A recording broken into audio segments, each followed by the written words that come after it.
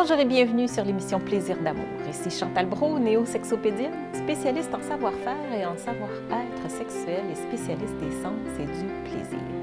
Aujourd'hui, on va parler du droit à la femme à sa sexualité. Et j'ai invité pour la deuxième fois Annie Deschênes afin de nous parler de ce sujet. C'est une fille qui n'a pas peur de se mettre à nu.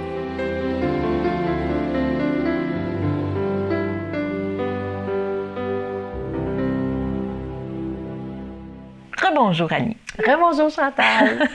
Toujours une joie, toujours un plaisir. Tu es toute belle. Merci. Une fille qui n'a pas peur de se mettre à nu. Tu n'es pas nue, tu es juste très belle. Tu es juste très élégante et très séduisante. Le droit à la femme à son plaisir, c'est le sujet d'aujourd'hui. Mais pour ceux qui n'ont pas vu l'émission de la semaine passée, je vais demander de te présenter quand même un petit peu, de nous dire d'où tu viens, qu'est-ce que tu fais aujourd'hui et pourquoi que tu es là pour nous parler de ça, du droit à la femme à son plaisir. Bien, je ne suis pas sexologue, ça, je vais dire ça tout de suite. Je suis thérapeute en relation d'aide aujourd'hui. Je fais des conférences. Je te dirais, Chantal, que j'inspire les gens à être qui ils sont vraiment, à s'accepter. Mais j'ai été aussi danseuse érotique pendant 9 ans, donc danseuse nue dans l'industrie du sexe pendant 9 ans. Et c'est ça qui fait mon expérience en lien avec la sexualité, parce que même comme thérapeute en relation d'aide, je parle beaucoup de ça avec mes clients. J'attire ce style de personnes-là qui ont besoin d'en parler de leur sexualité. Et je suis auteure aussi, hein? J'ai écrit 2 livres, dont Nu, qui dévoilent, mon premier sur la sensibilité, parce que je suis une fille sensible. Ah, je ne l'ai pas vu celui-là, Et Nu, mais qui dévoile mes 9 années de danseuse érotique jusqu'à mon parcours aujourd'hui à être thérapeute en relation d'aide. Est-ce que ce serait exact de dire que, vu justement ton passé, vu ton vécu, tu portes pas ce préjugé, tu as plus d'ouverture face à la sexualité? Pour la femme qui vient te voir, ou même peut-être pour l'homme ou le couple qui vient peut-être te voir, je ne sais pas si tu fais de la thérapie de couple, là. Les gens qui viennent te voir vont se sentir peut-être plus en confiance de s'ouvrir, à être mieux reçus, non dans le jugement face à toi. Ah ben oui, ça c'est certain. Parce que tu as ce vécu-là, tu as ce passé-là, justement, et tu peux comprendre le malaise, Non seulement je le comprends, mais ça me fascine. Je me sens un petit peu comme dans ma piscine, tu sais, c'est mon environnement, c'est mon élément, c'est naturel pour moi. La sexualité ne me fait pas peur du tout. Tu as trouvé ton aisance. Oui. Tu as trouvé ton aisance. Puis ça se sent, ça se voit, ça se lit. C'est pas tous les thérapeutes qui sont bien là, avec la sexualité. Mais... Oh non. C'est pas tous les sexologues qui sont bien non plus avec leur sexualité. Oui. Hein? Ça c'est une question d'individu, mais tu le portes très bien. Et moi, en tout cas, je trouvais... Quand j'ai lu ton livre, il y a 2 choses vraiment qui ont fait 2 messages principaux que j'ai lus là-dedans, que j'ai fait « il faut qu'elle vienne nous parler de ça parce que vraiment tu l'incarnes. On le sent, on le ressent, on le lit. » Moi, j'ai tellement pleuré quand j'ai lu ce livre-là. Ça m'a touchée énormément. Tu disais tantôt que tu essaies d'inspirer les gens. C'est tout à fait ce que tu fais. Tu es inspirante. Oh, ça me touche quand je te dis ça, là. Merci. C'est vrai, tu es inspirante.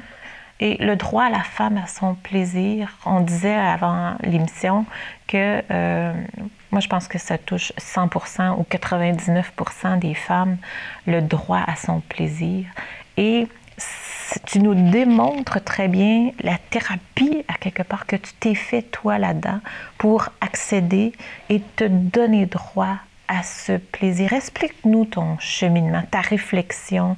Comment est-ce qu'on fait pour se donner droit au plaisir? Parce qu'on vient d'éducation où tout est... Moi, en tout cas, je viens d'un milieu hyper religieux, fait que j'ai baigné là-dedans, par-dessus la tête, là, où tout est mal, tout est péché. On n'est plus dans le péché aujourd'hui, mais on est dans d'autres choses. On n'a pas plus le droit.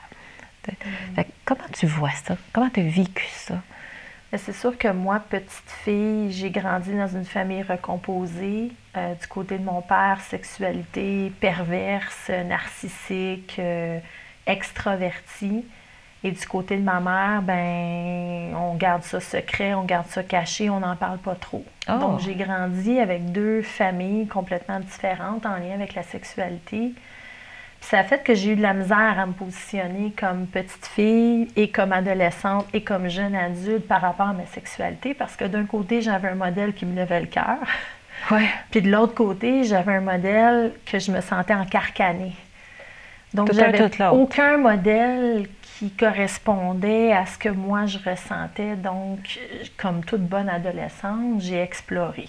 J'ai exploré beaucoup pour me trouver, pour chercher mon identité par rapport à ma sexualité, pas en tant qu'hétérosexuelle, ça c'était clair pour moi, mais dans mes limites. Tu sais, qu'est-ce que j'aime pas, c'est quoi la sexualité? Tu sais, ça, j'aime pas ça, puis ça, j'aime pas ça. Donc, qu'est-ce que j'aime, moi? Mm-hmm. Et c'est sûr que au début, j'avais honte de ma sexualité. J'en parlais pas à ma mère, j'en parlais pas à mon père non plus parce que, bon, je recevais des jugements, j'étais différente, j'étais gênée, timide, introvertie. Donc, j'ai vécu ça seule, beaucoup dans l'isolement. Puis c'est ça qui me touche, en fait. C'est comment j'ai pu tellement m'isoler avec ma sexualité dans ma bulle, à chercher un sens. Et c'est sûr que la danse érotique, ça m'a ouvert énormément à l'industrie de la sexualité, à mon corps de femme, à ma séduction, à tout ce qui touche le charme relationnel et sexuel. Et ça m'a aidé à accepter de plus en plus que j'ai le droit d'aimer ma sexualité. J'ai découvert que j'aimais ça, faire l'amour, moi, que j'aimais la sexualité, que j'aimais être touchée aussi. Tu sais, comme danseuse, je dansais contact. Donc, il y a des moments où j'aimais ça, me faire toucher. Et ça a été tout un travail de me donner le droit à ça, tu sais. De sortir de la danseuse, de la fille, là, puis d'arriver à la maison, puis de dire, ben j'aime ça, moi, me faire toucher. J'aime ça, faire l'amour. J'aime ça, déguster. Pour moi, la sexualité, c'est comme manger un bon repas. C'est bon quand c'est bien fait, quand c'est sain, quand c'est fait dans l'amour et dans le respect. J'aime ça. Tu as pris le temps de te poser la question. J'ai pris le temps de me poser la question parce que les modèles que j'avais me dérangeaient. Donc, j'ai vécu beaucoup dans ma vie une sexualité défensive, tu sais, à me donner pour plaire aux hommes. Ça, j'ai passé par ce chemin-là en masse, là. Donc, Okay. il a fallu que je revienne à mes valeurs, à mes limites, à ce que je suis, à ce que je vaux, à ma valeur de femme. Qu'est-ce que je vaux, moi, comme femme? Qu'est-ce que je suis prête à faire et ne pas faire pour plaire aux hommes? Fait que beaucoup une question de limite aussi. Oui, vraiment. Plutôt que de transgresser ses limites, tu parlais de valeur. Donc, ça veut dire respecte ta limite, respecte ta valeur, de qui tu es, pour te donner droit à ce plaisir-là. C'est pas un chemin facilement évident de se rendre jusque-là. Qu'est-ce qui a été le déclencheur vraiment qui a fait que tu as fait cette prise de conscience-là vraiment et que tu as lâché prise sur ça? Trop de trahison dans ma vie. Trop de trahison. Oui, à me trahir et à recevoir de la trahison. Ça va Moi, avec, j'étais une dépendante affective, là. Je comblais mon besoin d'amour par le sexe. Je vais donner mon corps, puis je vais être aimée pour ça. Je vais avoir plus de valeur. Mais comment tu as fait pour ne pas te perdre dans ça? Comment tu as fait pour réaliser justement que tu étais dépendante affective et que c'était ta façon de s'ouvrir d'une certaine façon, c'était ton addiction? Comment tu as fait pour te sortir de cette addiction-là? La croissance personnelle. J'ai commencé à lire, à m'informer, à regarder autour de moi qu'est-ce qui se passait. Est-ce que les danseuses autour de moi, les femmes autour de moi, ma mère, mon père, les modèles que j'avais, est-ce que ça correspondait à mes valeurs? J'ai cherché des réponses. J'ai cherché des ressources pour répondre à ces questions-là. C'est là que je suis allée en thérapie pour la première fois. J'ai commencé mon parcours en croissance personnelle. Et là, mon cheminement intérieur a commencé. C'est là que j'ai compris que la réponse n'était pas là, elle était ici, à l'intérieur de moi, là. Puis tu as fait ça pendant les années que tu dansais? Oui. Oui. C'est quand même quelque chose. C'est quand même quelque chose. C'est fascinant. Moi, je suis fascinée par ton parcours. Sincèrement, je suis fascinée Merci. parce que, en pleine connaissance de cause, tu savais que tu avais... C'est un blocage, nommons-le. Hein. Dans le fond, on s'empêche de... Fait qu'on se castre, on se bloque. Hein. Combien de femmes aujourd'hui se privent de plaisir, se bloquent face à leur ressenti, à leur sexualité pour ne pas être jugées. Tu étais plus qu'à l'intensif dans ça, là. Oui. Okay. Et tu en avais une addiction aussi pour te combler. Tu en as pris conscience et tu es allée chercher de l'aide. Oui. Ça demande énormément d'humilité, beaucoup d'authenticité pour dire « wow ». Tu sais, tu devais avoir ça déjà, toi, ou bien il y a une illumination qui t'est arrivée? Je pense qu'honnêtement, c'est mon chemin de vie, ça. Aujourd'hui, quand je regarde en arrière, tout mon parcours de dépendante affective, dépendante sexuelle, à me castrer, à me trahir, à donner mon corps, à vendre mon corps, à revenir à l'amour de moi, à me respecter pour finalement aimer ma sexualité puis l'assumer. Ça a été un long chemin, mais je pense que c'était mon plan de vie de vivre tout ça pour arriver aujourd'hui devant toi puis d'en parler. Parce que c'est pas tout le monde qui est capable d'en parler de ça, d'oser se montrer à nu puis de dire « ben oui, j'en ai fait des fellations pour payer mon loyer, puis ben oui, je me suis pas respectée, je faisais l'amour avec mon chum quand ça me tentait pas parce que j'avais trop peur de le perdre. » Il faut dire ces choses-là parce que c'est la réalité de beaucoup de femmes et de beaucoup d'hommes. Je pense que le mal d'amour et la sexualité sont directement liés ensemble pour beaucoup de gens, malheureusement. Je serais tentée de dire quelque chose qui va probablement choquer beaucoup, mais je vais me permettre de le dire parce que tu viens de donner un exemple que tu t'es permis de faire des fellations, c'est contre-échange d'argent, et tu t'es permis, dans ton couple, d'avoir des relations sexuelles avec ton conjoint pour ne pas le perdre, donc en échange de son amour, de son attachement. Combien de femmes, combien de fois nous le faisons dans notre propre couple? Combien de fois nous disons oui pour les mauvaises raisons? Combien de fois est-ce qu'on le fait? On ne se donne pas le droit à notre plaisir. Non seulement on transgresse nos limites et notre valeur. Pour quelle raison? Est-ce que ce serait la raison pour laquelle on se prive tant de ce plaisir? C'est sûr qu'à l'origine, il y a la religion, il y a l'éducation, il y a la société, mais pas c'est ça. Mais c'est sûr que je pense que c'est encore jugé comme femme de s'assumer dans sa sexualité et de parler de sexualité. Je pense. Et donc, c'est difficile si j'ai pas confiance en moi, je suis fragile dans mon estime de moi, d'oser vivre au grand jour, puis de l'assumer fièrement, ma sexualité, si à l'intérieur, c'est encore un peu fragile, tu sais, parce que c'est vrai que c'est pas facile. Tu sais, moi, je sors, là, dans les médias avec mon livre, je me fais juger, là. Tu sais, je reçois des critiques, je reçois des choses affreuses par moment, tu sais, mais il faut être prête à se détacher de ces opinions-là, puis de dire, mais leur jugement, ça ne me définit pas. Ça ne veut pas dire que je suis une prostituée parce que je danse. Ça ne veut pas dire que je suis une mauvaise personne parce que j'aime la sexualité. Je ne suis pas une salope parce que je m'habille plus sexy. Tous ces préjugés-là qui entourent la femme, l'essence de la femme, je pense qu'il y a un recul à faire en tant que femme et de se dire, ben, je suis qui, moi? Est-ce que ma sexualité, elle est saine pour moi? Est-ce que je suis bien? Est-ce que je me respecte dans mon corps, dans ma sexualité? Et est-ce que, oui, je suis prête à le rayonner puis à m'affirmer dans ça, même au risque d'être jugée? C'est plus, je pense, la part jugement. Tu sais, l'humain a peur du rejet. On ne veut pas se faire abandonner. On veut se sentir inclus. C'est humain, c'est normal, ça. Ouais. Je pense qu'à un moment donné, la vraie question, c'est à quel prix? À quel prix? À quel prix je vais me trahir, je vais me donner? À quel prix je vais m'empêcher de m'assumer? C'est cher payé. Oui. C'est cher payé. Parce que ça amène beaucoup de souffrance, beaucoup de mal-être.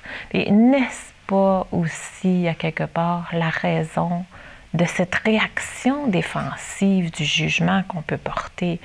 T'sais, si je dis « quitter toi », pour faire des fellations contre de l'argent. Qui suis-je, moi, pour accepter d'avoir une relation quand que je dépasse ma limite?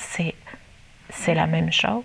Mais oui, puis on va se dire les vraies choses, là, Chantal, on a tous le même vécu à la base, là, je veux dire. Exact. On a tous passé par une sexualité malsaine pour retrouver le chemin de la sexualité saine. On a tous vécu des moments dans notre vie où on avait peur de perdre l'amour de l'autre, où on s'est trahi.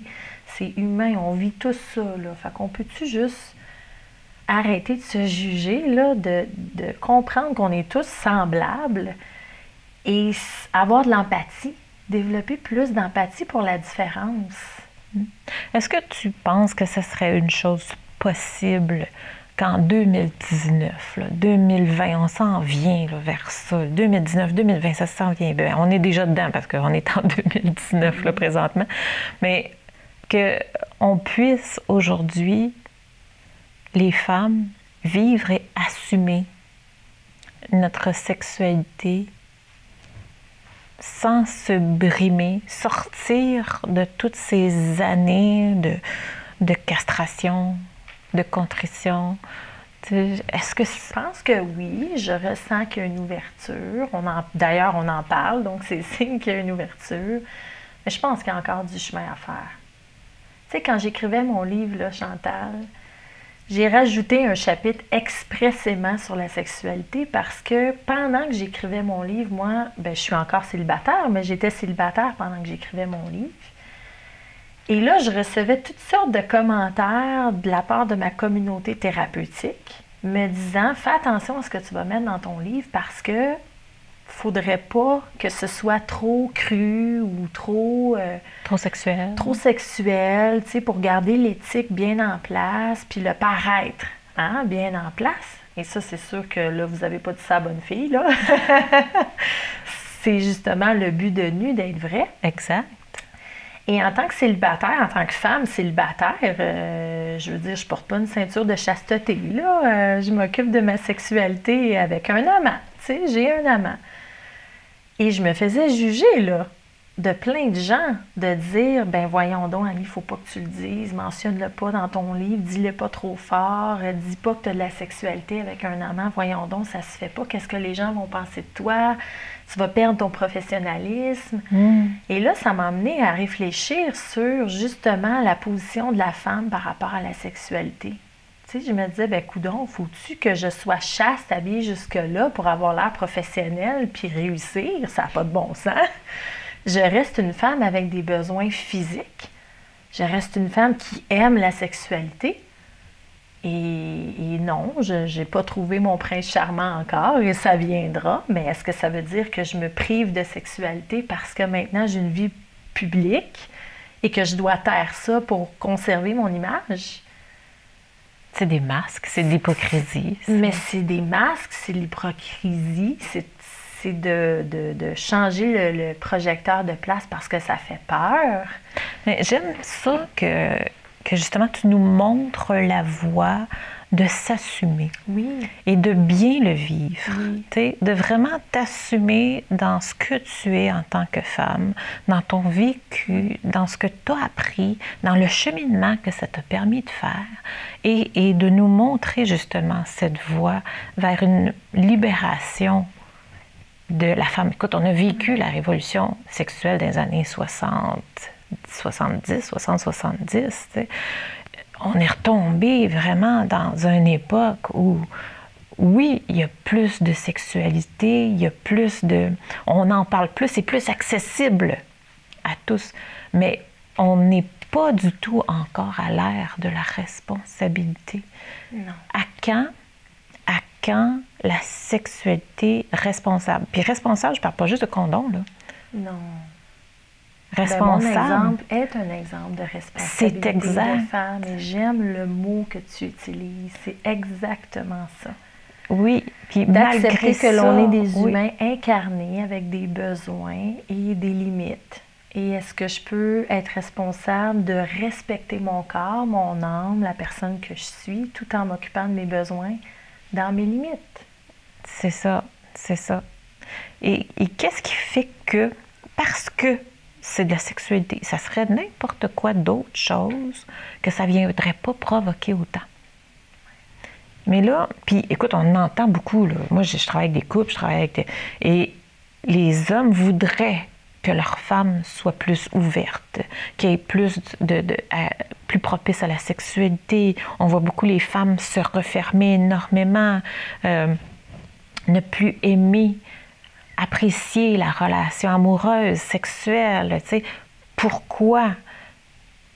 Pourquoi? Justement, c'est exactement ce que tu nous dis. C'est parce qu'elles ne respectent pas leurs limites. Elles le font pour faire plaisir. On se prostitue. Je m'excuse, mais c'est le mot. Tu dis ça. On se prostitue dans notre couple. Oui. Pas parce qu'on va voir dans ailleurs. notre propre corps. Exactement, Finalement. dans notre propre corps. Oui. Je vais provoquer, je le sais, en disant ça, mais est-ce qu'on peut enfin reprendre notre responsabilité? Oui. Puis je trouve que c'est ce que tu nous montres. C'est ce que tu nous démontres. Quand je dis que tu es inspirante, je le pense. Parce que c'est quelque chose que d'avoir vécu toutes ces années de bouleversement, on s'entend, hein? Mais dans la conscience. Ouais. Tu t'es pas étourdi avec la drogue, la boisson et tout ça. Ton addiction, ça a été le sexe, on s'entend. T'en as eu une pareille, tu sais. Oui. Mais t'en as pris conscience, t'es allé chercher de l'aide. Oui. On a besoin d'aide, les femmes, aujourd'hui. Oui. Il faut aller chercher cette aide-là.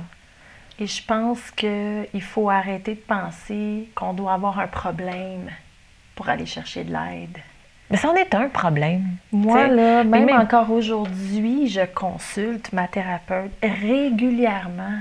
Pas parce que j'ai un problème nécessairement, parce que je me garde dans la pleine conscience, je nettoie au fur et à mesure ce qu'il y a à être nettoyé, je prends soin de moi. Je sais aujourd'hui que c'est une ressource pour me faire du bien puis m'épanouir encore plus. Puis des fois, oups, il y a des petites crottes qui sortent puis que je n'étais même pas consciente, là. Donc, je pense que c'est de changer notre perception, de dire que, ben oui, aller chercher de l'aide, là, c'est bénéfique pour moi en tant que personne. est-ce que c'est possible d'arriver vraiment à vivre sans cette peur du jugement?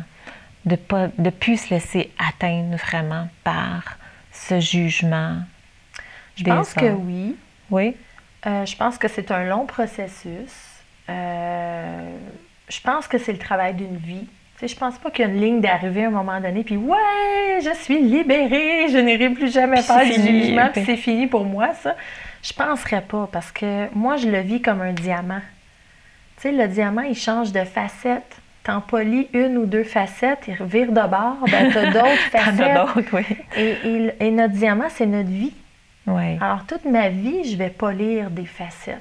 Je pense que là où on a réellement du pouvoir, autant les femmes que les hommes, c'est mon lien avec ce diamant-là, mon lien avec la peur du jugement. Quand j'ai peur du jugement, je réagis comment? Est-ce que je me donne pour plaire? Est-ce que je m'isole? Est-ce que je fuis dans la sexualité? Comment je réagis quand j'ai peur du jugement? Elle est là, la vraie réponse. Mais souvent, on n'a même pas conscience de tout ça. Ben non. Fait que comment faire quelque chose, changer une chose quand on n'a pas conscience? Et c'est là que l'aide, parfois, en tout cas pour moi, ça a été un grand ancrage de transformation dans ma vie. Et c'est pour ça que je suis thérapeute aujourd'hui, parce que ça a été bon pour moi et je veux redonner au suivant. J'ai à cœur d'aider ces femmes-là et ces hommes-là à se respecter dans leur corps, dans leur âme, dans leur être. D'arrêter de se trahir et de se prostituer, comme tu as dit. Oui, oui. Pas nécessairement pour de l'argent. Ben non, Hein? on se prostitue constamment. On se prostitue constamment. Pour l'amour. Pour C'est l'amour, encore pire. pour l'attention, pour pas perdre, pour plein de raisons, pour plein de mauvaises raisons, en fait. On se perd à travers ça. Oui. Donc, plus j'augmente ma valeur, plus je sais que je prends conscience de ce diamant que tu dis, hein, de cette valeur, moins je vais être portée à porter de jugement, plus je vais m'accueillir dans ce que je suis et sortir de cette castration. Sortir de cette castration. Comment on fait pour sortir de cette castration? Est-ce que c'est juste ça? C'est tout ça. Oui, c'est tout ça. C'est tout ça, oui. Et je vois que ça m'émeut. Je me sens émotive, tu sais, parce que c'est souffrant de voir à quel point les gens se castrent. C'est dur. C'est dur de voir ça, comment les femmes s'oublient par amour de leur conjoint. Comment elles se trahissent par amour de leur conjoint. Tu sais, c'est une cruauté, d'une violence envers notre âme. Et si aujourd'hui les gens regardent cette émission-là et que ça peut semer une étincelle de « je veux changer », à partir de maintenant, je veux me choisir, à partir de maintenant, je veux m'assumer plus, ben tant mieux. Mission accomplie. Oui. Donc, nous allons conclure sur ça. Merci infiniment pour ton parcours, pour ton partage, pour ton inspiration en tant que femme. Et j'espère que ça vous a inspiré. On vous a choqué peut-être aujourd'hui, mais ça prend des prises de conscience pour passer à autre chose. Sur ce, je vous dis, je vous aime et à la semaine prochaine. Et si tu veux arrêter d'avoir peur du jugement, il y a plusieurs choses qu'il va falloir travailler. La paix d'esprit, l'amour de soi, mais la première chose qu'il faut commencer à travailler, c'est arrêter de juger. Parce que mon esprit a fait comme si moi je juge, elle pense pareil. Elle est en train de juger. Hein, elle n'est pas correcte, t'es pas bien habillé, t'as des couettes au-dessus, il s'est mis juste un t-shirt pour faire son émission de télévision, peu importe. Il y en a qui sont conditionnés à voir constamment, rapidement, ce qui ne fonctionne pas. Ouais. Donc on connaît tous des gens comme ça, ce qui fait que le jugement nous paralyse. Hein? On ne passe pas à l'action parce qu'on a peur de ne pas être correct puis quelqu'un dise quelque chose, puis ça devient un pattern à la base de tout. Fait que se reprogrammer. Il faut s'observer, se reprogrammer, d'arrêter de chioler aussi.